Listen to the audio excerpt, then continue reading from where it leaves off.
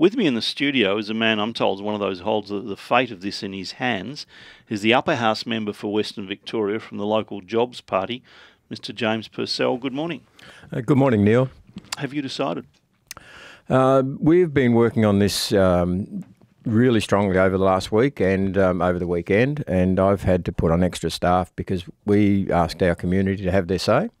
And surprising to me that the numbers have been very close. We've had hundreds now into the thousands of people responding. The phone's been run off the hook, and I'm in a position where now I will support the bill. My understanding is that the numbers must be very close because the lobbying that's come to me from supporters and opponents, you normally don't get it if the numbers aren't close, and it's been quite serious lobbying, so I believe that the numbers are close, and I will be supporting it with amendments. What are the amendments you want? I'm still working on those, and I'll be working on those with the proponents of it, but some of them, for instance, is I'll be looking for the 12 months period to be reduced. This is 12 months.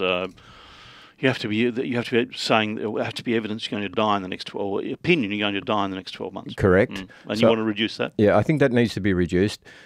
Speaking to doctors and nurses, and I literally have spoken to dozens of nurses and probably 10 or 15 doctors in my region, and they're the doctors in particular are split 50-50.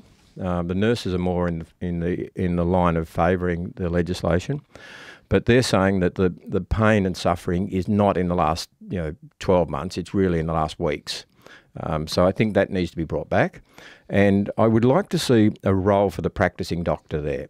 Not necessarily a role that they have to sign off, be one of the two doctors to sign off. But I think the patient's doctor needs to have a role to say that the patient's of sound mind and that the patient, and cover some of those off. So you're talking about their specialist or their GP? No, their GP. Yeah. Their GP. Okay. There has been suggested that there should be a panel put together, of psychiatrists and legal people who consider these. I'm not sure whether we go that far or not at this stage. I don't know whether the GPs would be keen on it, but effectively you'd be asking them to sign off on euthanasia? No.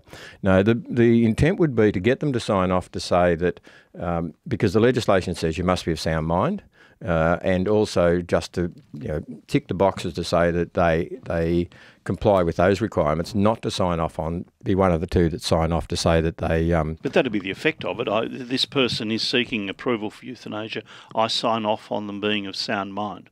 Correct. That's the effect of the GP's action, is to authorise. But the GP are in a position where they would be, they're keen to tell the truth and be honest about it. And I've discussed it with a number of GPs, and it has been pretty well supported.